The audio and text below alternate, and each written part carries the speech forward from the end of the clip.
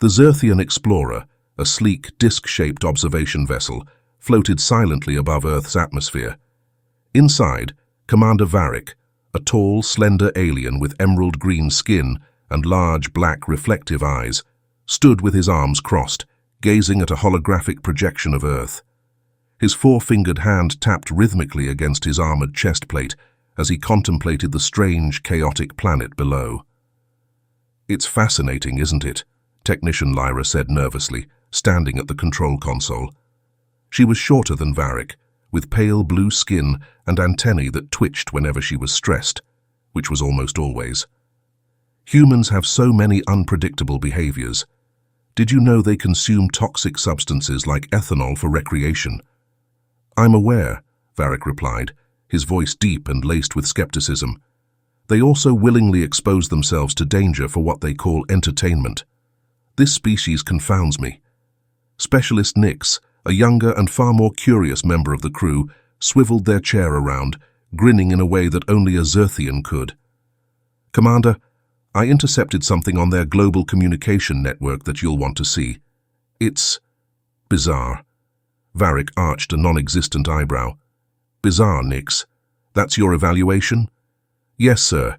It's some kind of ritual involving large, armored humans colliding at high velocities. They call it football." Lyra's antennae shot straight up. "Colliding? For what purpose?"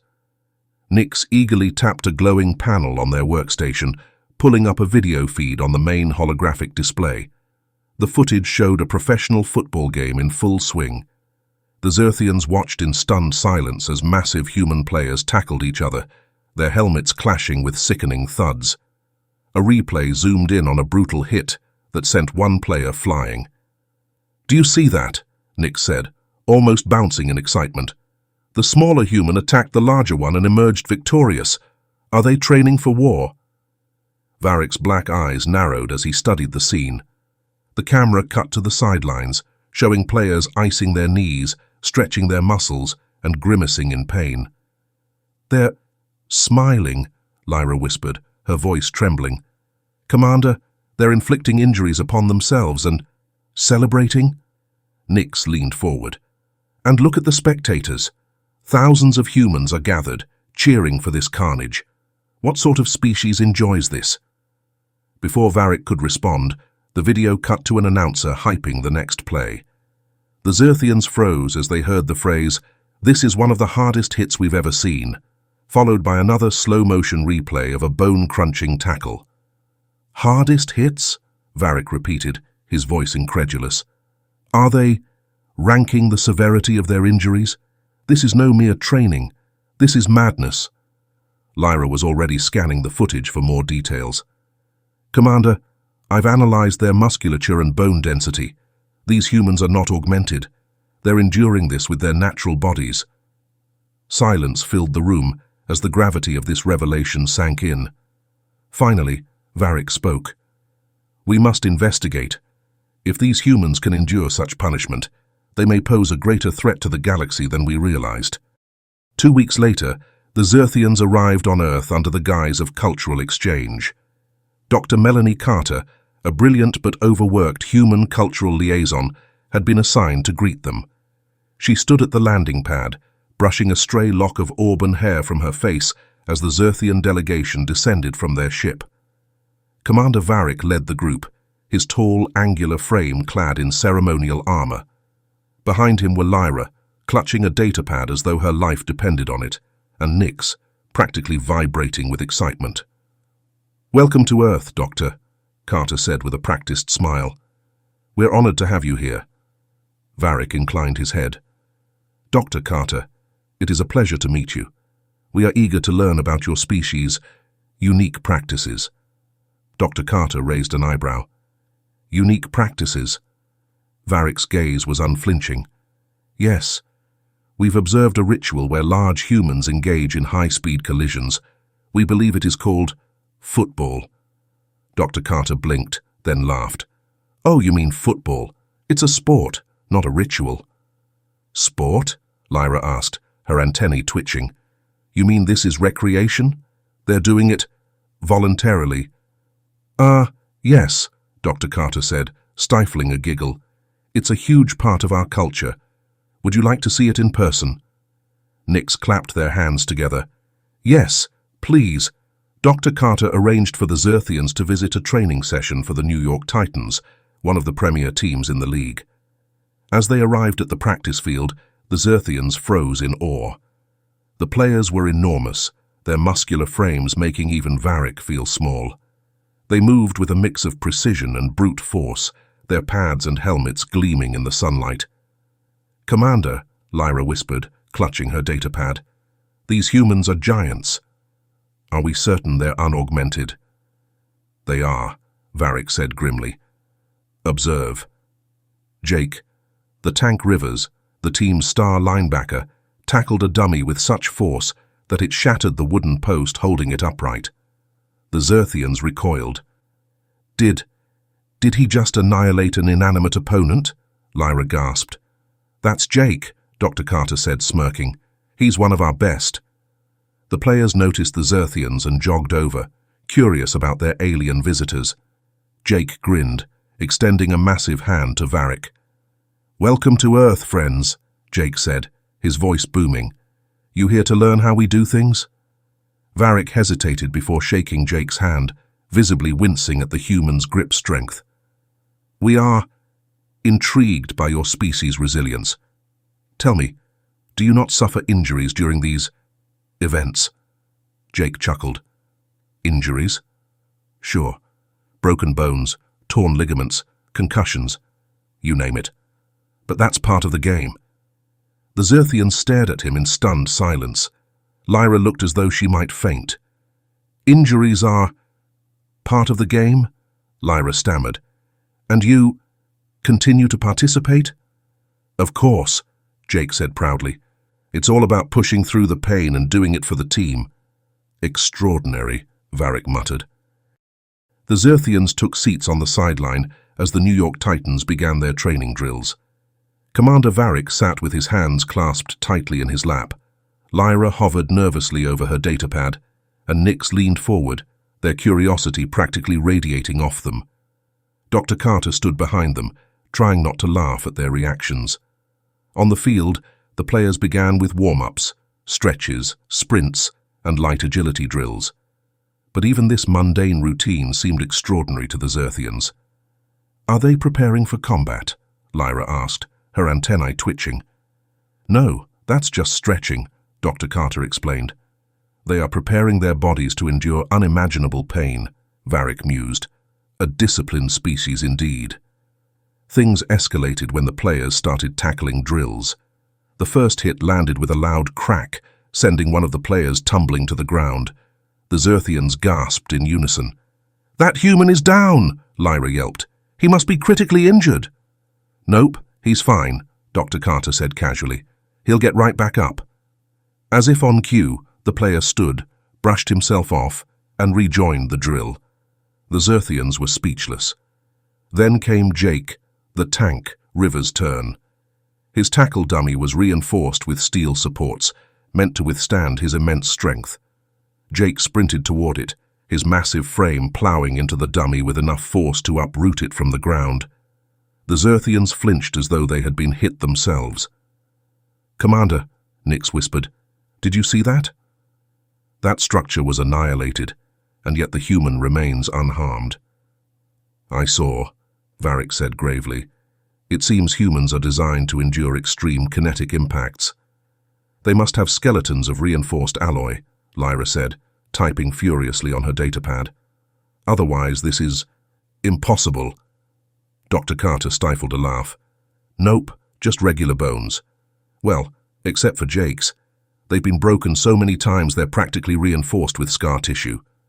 The Xyrthians turned to stare at her, horrified. "Scar tissue?" Lyra squeaked. "And he continues to participate. Commander, these humans are either remarkably brave or catastrophically reckless." "Perhaps both," Varric muttered. The next tackle resulted in a player rolling his ankle. He limped to the sidelines, where a medic quickly taped him up. The Xyrthians panicked. "That human is gravely injured," Lyra cried. "Are they going to repair his skeletal structure?" "No," Dr. Carter said. He'll ice it for a bit and get back out there."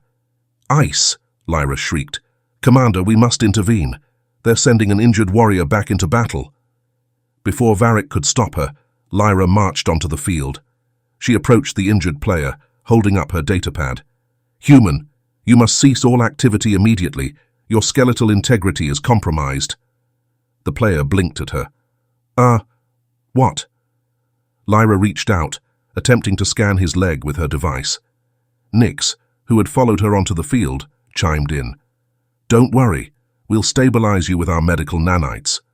The player laughed. "Nanites? Nah, I'm good.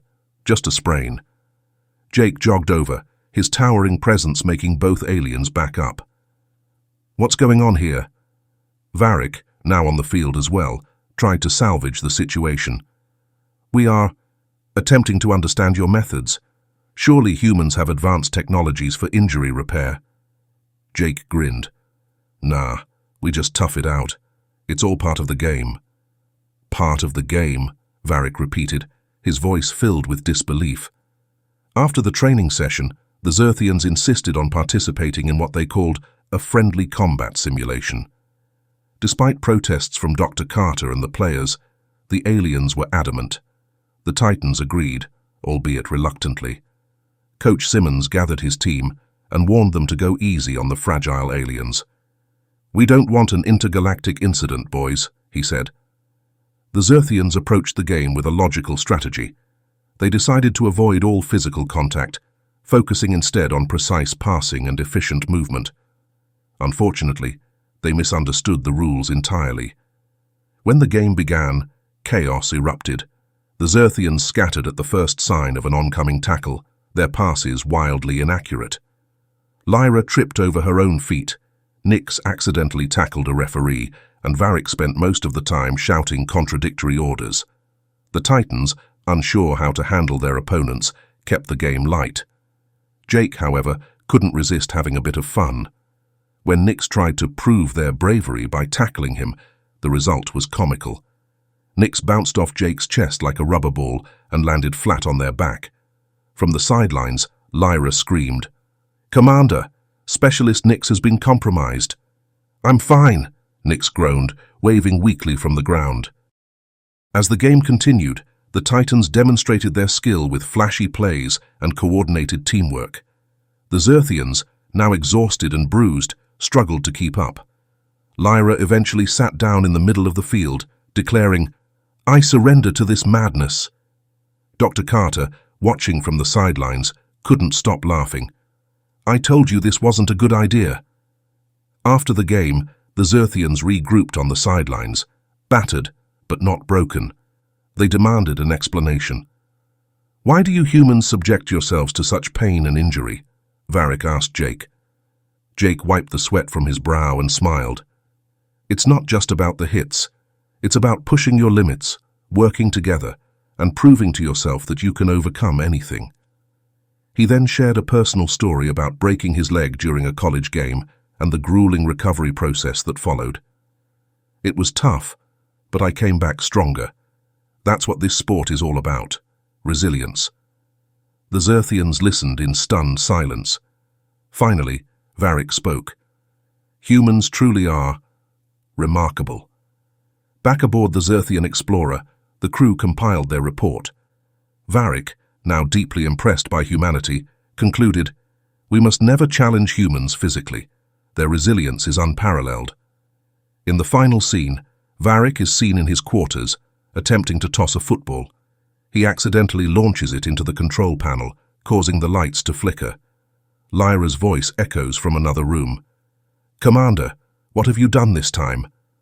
The Xyrthians trudged back to the bench after their disastrous, friendly match. Their usually pristine, shimmering uniforms were caked with dirt, and Nyx had a visible dent in their lightweight armor from their ill-fated attempt to tackle Jake. Lyra limped dramatically, clutching her side as though she'd been mortally wounded. Dr. Carter stood nearby, arms crossed and barely concealing her laughter. "So, how was your first Earth sport experience?" Varric slumped into his seat, looking more disheveled than ever before. "Humans are not playing a sport. This is Survival training disguised as recreation. Jake strolled over, still in full gear, looking none the worse for wear. "Hey, you all did great for a first try. Especially you, little guy," he said, clapping Nix on the back hard enough to make them wobble. "I think I'm concussed," Nix murmured, their eyes spinning slightly. "Don't worry about it," Jake said cheerfully. "First hit's always the hardest," Lyra gasped. "He speaks as if this is a rite of passage. Is every human subjected to this brutality?" Jake grinned. "Not everyone, but those of us who love the game wouldn't trade it for anything." The Xyrthians were escorted to the team's medical tent, where they received treatment for their minor injuries. To their surprise, the humans were shockingly casual about it. A medic wrapped an ice pack around Lyra's ankle and handed her a sports drink. "Here you go. You'll be good as new in no time." Lyra stared at the bright blue liquid with suspicion. "What is this? Some form of regenerative serum?" "It's electrolytes," the medic replied, chuckling. "Helps you rehydrate." Varric watched from a distance, noting the players casually walking off their bruises and joking with each other. "Doctor Carter," he said, "does human culture celebrate suffering?" Dr. Carter shook her head. "It's not about suffering. It's about resilience. Humans pride themselves on pushing their limits, whether it's physical or mental." Lyra winced as she prodded her bruised side. "I prefer logical boundaries." Back on the Xyrthian Explorer, the delegation gathered in the observation deck to debrief their Earth visit. Varric stood at the head of the room, his posture slightly slumped from exhaustion, but his tone resolute. "Today, we witnessed an extraordinary display of human endurance," Varric began. "Despite their fragile anatomy, humans willingly subject themselves to activities that should, by all logic, incapacitate them. And yet, they recover and persist." Lyra, seated with her ankle elevated, raised a hand. "Permission to request that our next cultural exchange involves something less traumatic. Perhaps knitting." Nix, now wearing a bandage over their slightly dented armor, grinned. "I actually found it exhilarating, Commander. There's a kind of thrill to it. Maybe we're missing something." Varric turned to Dr. Carter, who had been invited aboard the ship for the debriefing. "Dr. Carter, do you agree that this football is a microcosm of human culture?" Dr. Carter thought for a moment. "It's a pretty good example, yes. Humans face challenges head-on. We learn, we adapt, and we get back up, no matter how hard we're knocked down." The room fell silent as the Xyrthians absorbed this. Finally, Varric nodded. "I will include this in my report to the High Council. It is clear that humans are a species defined by resilience and determination. They are not to be underestimated." Later that night, Varric was alone in his quarters. He had confiscated the football given to him as a souvenir, and it sat on his desk, taunting him. Determined to understand the appeal of this game, he picked it up and attempted to toss it toward a target he had fashioned from storage crates. The ball wobbled awkwardly in the air, bouncing off the wall and careening into the control panel. Sparks flew as the ship's lights flickered ominously. "Commander!" Lyra's voice crackled over the intercom. "What have you done this time?" "Nothing of consequence," Varric shouted back, hastily retrieving the ball. He sat down, staring at it thoughtfully. Perhaps there was more to this sport than he had realized. Weeks later, Varric submitted his report to the Xyrthian High Council. The holographic meeting room on the Explorer was filled with projections of dignitaries, each one more puzzled than the last. "Let me be clear," High Chancellor Xyrak said, his glowing robes shimmering with authority. "You are telling us that humans willingly break their bones for recreation?" "Yes, Chancellor," Varric replied, "and they celebrate this activity. It is considered an honor." The council exchanged stunned glances. Another delegate leaned forward. "And they recover from these injuries without advanced medical technology?" "Correct." "Preposterous," the Chancellor declared. "No species would willingly endure such suffering." Varric sighed. "You must see it to believe it. Their strength does not come from their bodies alone, but from their will.